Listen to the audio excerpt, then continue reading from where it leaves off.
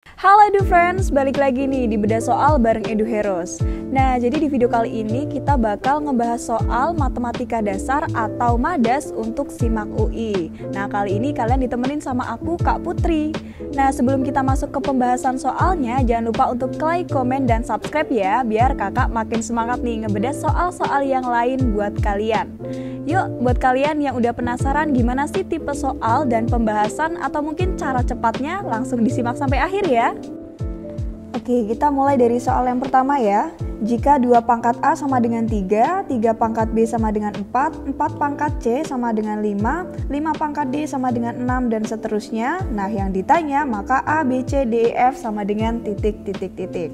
Oke, di sini karena sebenarnya ini udah ada beberapa clue, kita bisa langsung ambil nih yang pertama.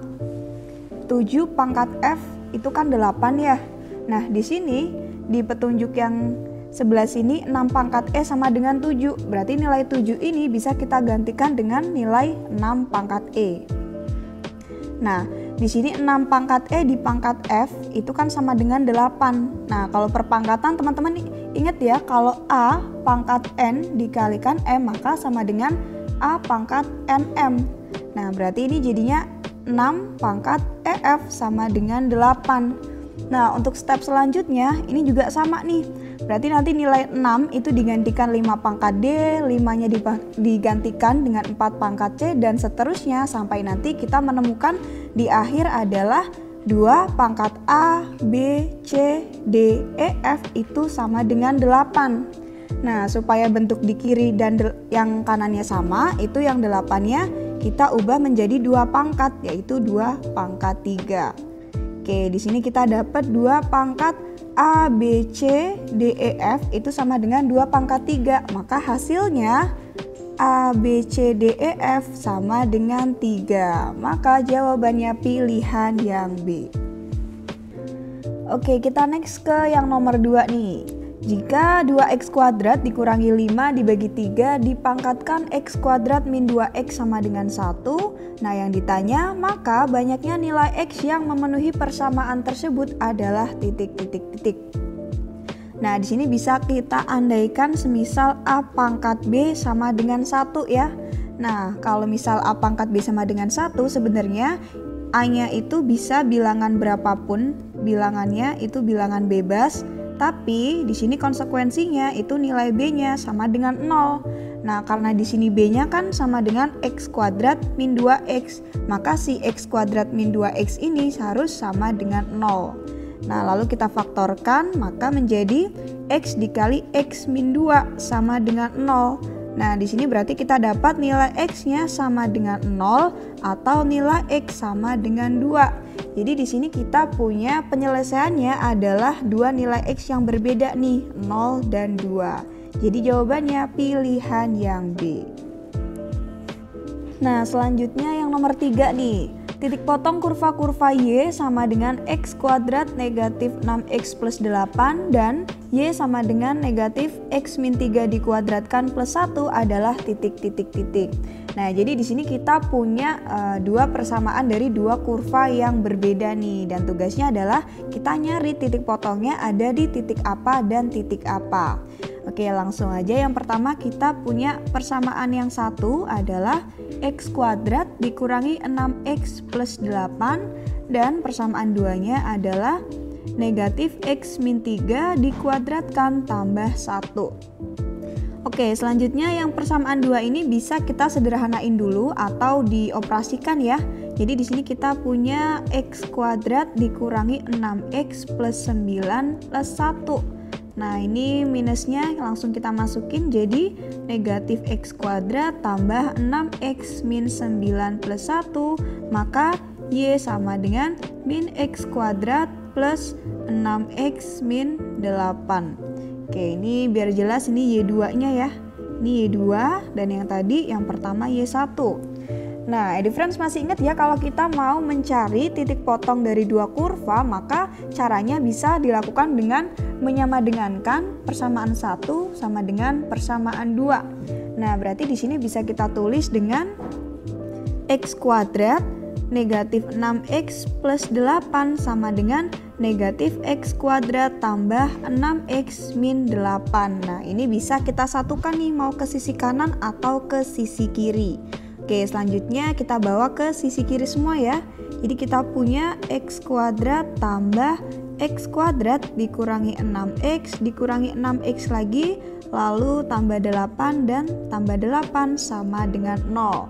Nah, maka kita punya 2x kuadrat dikurangi 12x plus 16 sama dengan 0. Nah, di sini bisa kita lihat bahwa nilai-nilai atau angka-angkanya itu ternyata habis dibagi 2. Berarti ini bisa kita sederhanakan dengan dibagi 2 semua.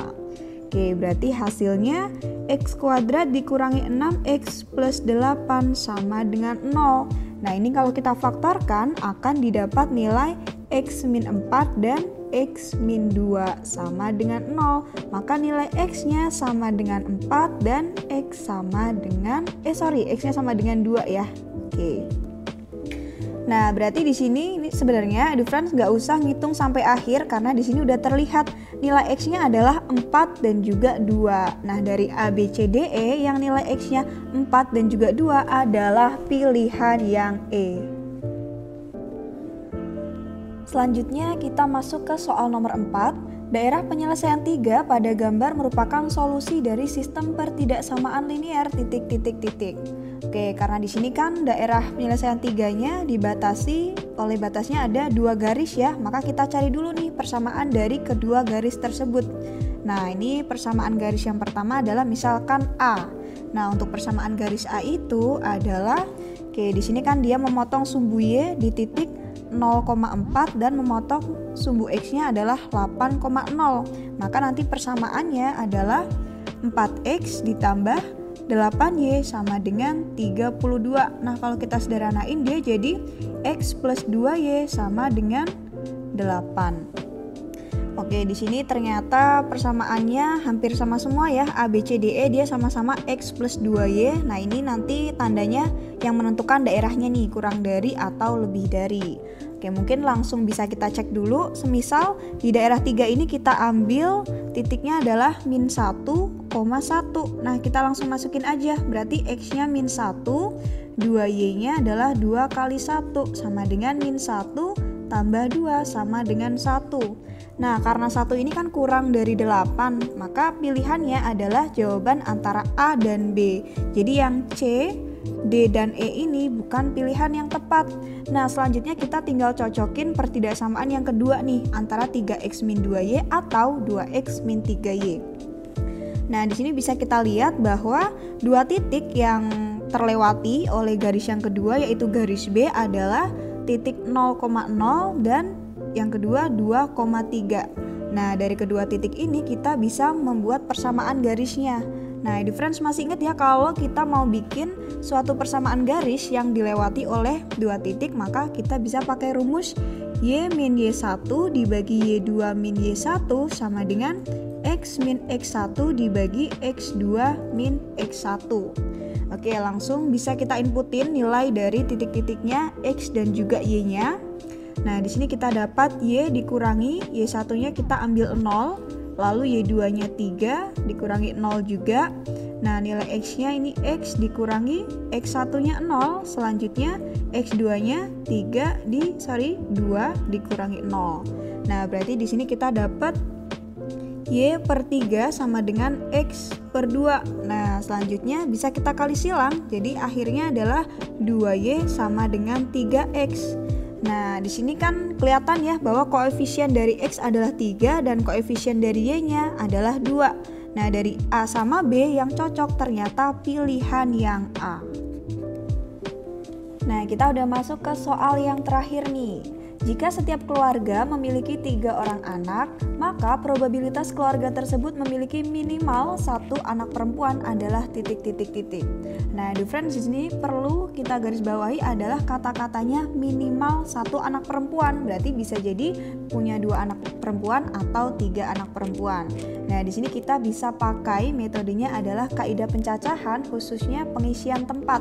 Nah, gimana nih caranya? Mungkin kalian udah nggak asing ya kalau biasa yang hitung probabilitas probabilitas munculnya suatu gambar nih di uang. Nah, ini hampir sama. Oke, langsung aja. Semisal kita ambil di sini anak pertama perempuan dan yang kedua anak pertamanya laki-laki. Nah, maka di sini kemungkinan anak kedua bisa perempuan, bisa laki-laki, anak ketiganya bisa perempuan, bisa laki-laki. Nah, ini juga sama nih. Nah, ini caranya masih sama ya kayak yang di atas, tinggal kita masukin aja kira-kira apa aja sih yang mungkin terjadi.